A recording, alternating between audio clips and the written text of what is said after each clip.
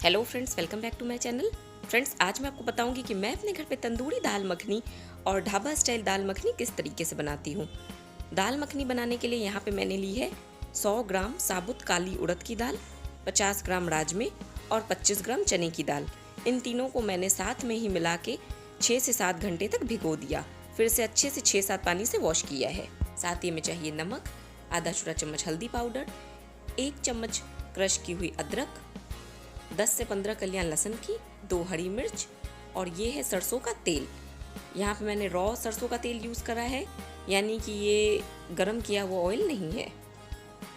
Cooker में मैंने लिया है सफिशिएंट वाटर और अब मैं इसमें डालूंगी ये भिगोई हुई तीनों दाल, राजमा, चने की दाल और काली उड़द की दाल।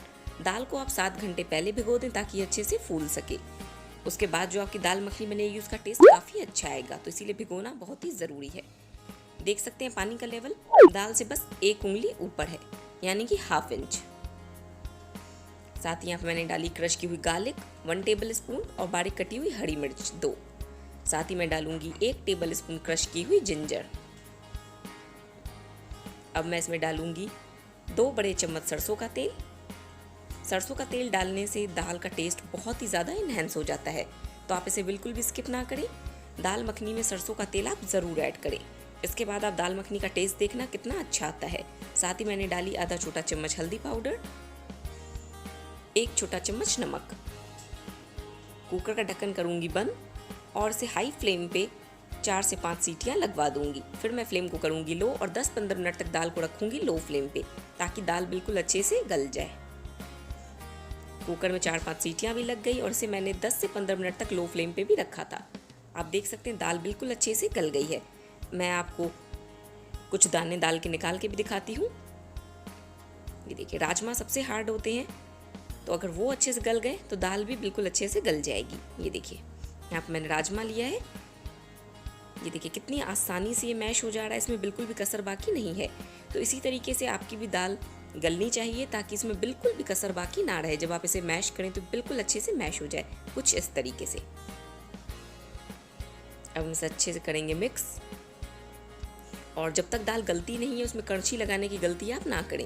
अगर आपकी दाल ना गली हो तो इसमें थोड़ा सा पानी आप और डालें और इसे 5 से 10 मिनट तक और लो फ्लेम पे रख दें, तो आपकी दाल बिल्कुल अच्छे से गल जाएगी। लेकिन यहाँ पे ये दाल गल चुकी है, तो मैंने इसे कड़छी से अच्छे से मिक्स किया और अब मैं इसमें डालूंगी 2 कप पानी। यहाँ पे मैं मेजरिंग कप का यूज़ कर रही हूँ। टोटल हमें इसमें 500 से 600 ml वाटर डालना है, क्योंकि अभी हम दाल को पकने रखेंगे मीडियम फ्लेम पे तकरीबन 20 मिनट तक। इसे हमें तब तक पकाना है बेसिकली जब तक दाल के ऊपर एक मलाई की लेयर सी फॉर्म ना हो जाए। हमें इसका स्टार्च बिल्कुल अच्छे से कुक करना है। दाल जितनी पकेगी उतना ही इसका टेस्ट बढ़ेगा। अभी आप देख सकते हैं इसकी कंसिस्टेंसी कितनी ज़्यादा थिन है और उस पर ये झाग झाग सी नज़र आ रही है। जब ये बिल्कुल अच्छे से पक जाएगी तो ये झाग भी ख़त्म हो जाएगी और उसके ऊपर मलाई की एक लेयर सी बन जाएगी। तो हमें इसे तब तक पकाना है। मैंने यहाँ पे इसे रखा है लो फ्लेम पे। बीच बीच में मैं इसे चलाती रहूँगी और इसी तरीके से इसे 15 से 20 मिनट तक पकाऊंगी। 5 मिनट के बाद मैं इसे इस तरीके से चला रही हूँ। टोटल हम इसे तब तक पकाएंगे जब तक दाल के ऊपर मलाई की लेयर सी फॉर्म नहीं हो जाती। इसमें 20 से 25 मिनट का समय लगेगा। देखिए, इस तरीके से 15 मिनट के बाद मैं कड़छी से दाल को मिक्स कर रही हूँ ताकि ये आपस में बाइंड हो सके।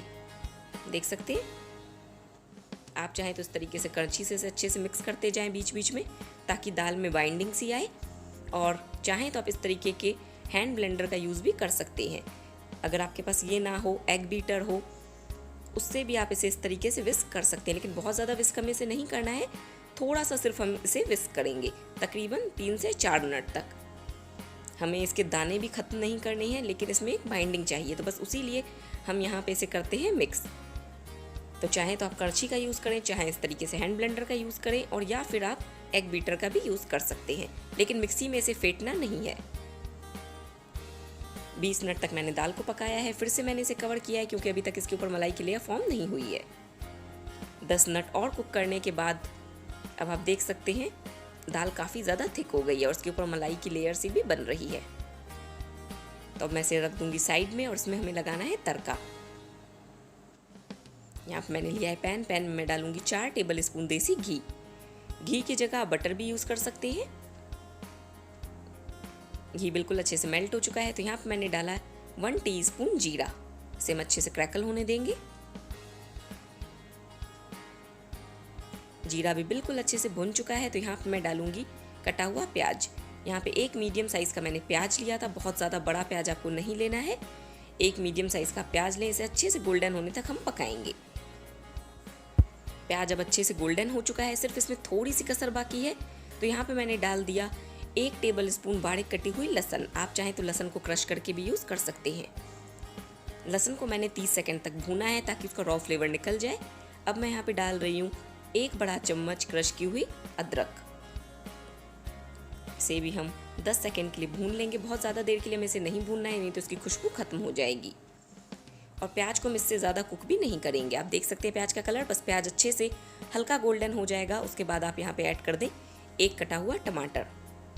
साथ ही मैं यहाँ पे डालूंगी 1 टेबल स्पून कश्मीरी लाल मिर्च पाउडर, जिससे दाल को बहुत ही अच्छा कलर मिलेगा।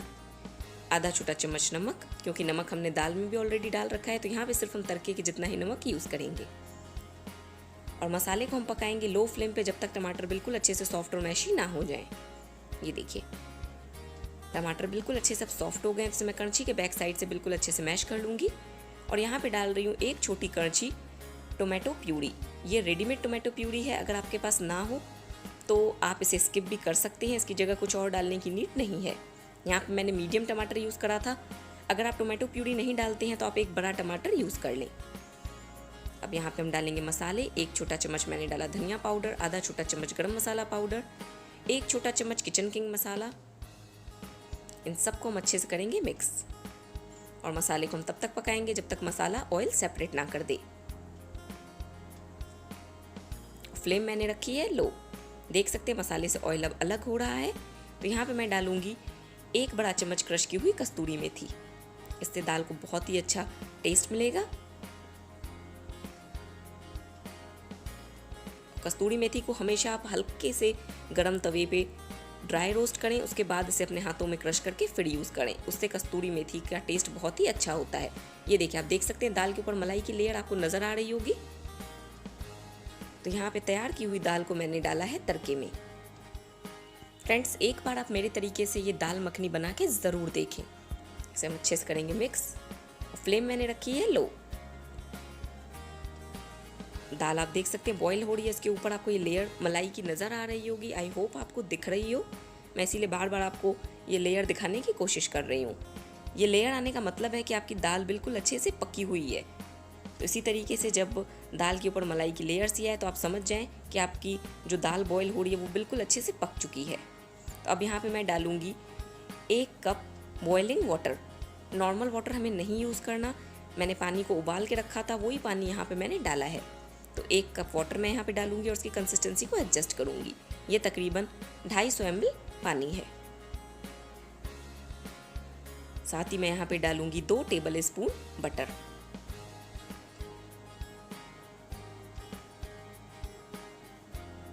इसी के साथ 2 टेबल स्पून फ्रेश क्रीम। इन सबको हम करेंगे अच्छे से मिक्स और दाल को करेंगे कवर। उसे कवर करके लो फ्लेम पे करेंगे बॉयल तकरीबन 10 मिनट तक, ताकि दाल में बटर और क्रीम का फ्लेवर भी बिल्कुल अच्छे से आ जाए। 1/2 कप पानी मैंने पहले डाला था और 1/2 कप पानी मैंने अभी डाला है। दाल को 10 मिनट तक मैंने लो फ्लेम पे बॉईल किया है। आप देख सकते हैं ये बिल्कुल अच्छे से बॉईल हो गई है और उसका कलर भी आप देख सकते हैं कितना एनहांस हो गया है। तो फ्लेम को मैंने किया है ऑफ। फ्रेंड्स दाल मखनी तो बन चुकी है। अब मैं आपको बताऊंगी कि आप इसे तंदूरी दाल मखनी कैसे बना सकते हैं। तो यहाँ पे मैंने ली एक मिट्टी की हांडी, इसे मैंने पानी से धो के साफ़ किया और इसे अच्छे से ड्राई कर लिया है। अब हम इसे हाई फ्लेम पे बिल्कुल अच्छे से गर्म करेंगे। हमें इसे चारों तरफ से तब तक गर्म करना है जब तक ये पाइपिंग हॉट नहीं हो जाए। जैसे ही ये अच्छे से गर्म हो जाएगी इसका कलर भी चेंज हो जाएगा। हमें इसलिए बिल्कुल गर्म हांडी चाहिए क्योंकि जब हम इसमें दाल डालें हमें उसमें तंदूर वाला फ्लेवर चाहिए, तो वो तभी आएगा जब ये हांडी बिल्कुल पाइपिंग हॉट होगी। ये देखिए नीचे से ये मिट्टी की हांडी पूरे अच्छे तरीके से गर्म हो चुकी है। अब मैं इसे अंदर की तरफ से गर्म कर रही हूँ। मिट्टी की हांडी दोनों तरफ से बिल्कुल अच्छे से गर्म हो चुकी है। तो इसमें मैंने डाल दिया 1 टेबल स्पून बटर और जैसे ही मैंने डाला है बटर तुरंत इसे लिड से किया कवर, ताकि इसका स्मोकी फ्लेवर इसके अंदर ही रहे। और अब मैं इसमें डाल रही हूँ 1 चम्मच जिंजर जूलियंस, साथ ही आधा छोटा चम्मच क्रश की हुई कस्तूरी मेथी। और अब हम इसमें डालेंगे रेडी की हुई दाल मखनी। और हांडी को दोस्तों आप किसी स्टील की थाली में रखें क्योंकि जब ये बहुत ज़्यादा गर्म होती है तो दाल ओवरफ्लो होने के भी चांसेस होते हैं। मैं यहाँ पे बहुत ज़्यादा ऐसे फुल नहीं करूँगी ताकि ओवरफ्लो ना हो, लेकिन इसे आप इसी तरीके से किसी प्लेट या थाली में रखें ताकि अगर ये ओवरफ्लो होती भी है तो उसी में गिरे।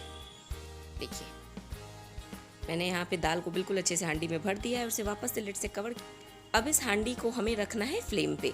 ये देखिए हांडी को मैंने हाई फ्लेम पे रखा है और इसे 3-4 मिनट तक हम इसी तरीके से रहने देंगे ताकि बिल्कुल अच्छा सा तंदूरी फ्लेवर इसके अंदर आ जाए। तो यहाँ पे तंदूरी दाल मखनी और ढाबा स्टाइल दाल मखनी बन के तैयार है। जैसे हमने दाल मखनी बनाई थी बस उसी में मैंने 1 टेबल स्पून बटर डाला है और इसे फ्रेश क्रीम से गार्निश किया है। तो ये है रेस्टोरेंट स्टाइल या ढाबा स्टाइल दाल मखनी आप कह सकते हैं, और ये जो मिट्टी की हांडी में है ये है तंदूरी दाल मखनी। तो अब आप दोनों तरीके से दाल मखनी बनाएं और रेसिपी कैसी लगी कमेंट सेक्शन में लिख के ज़रूर बताएं। वीडियो पसंद आई है तो चैनल को सब्सक्राइब करें, वीडियो को लाइक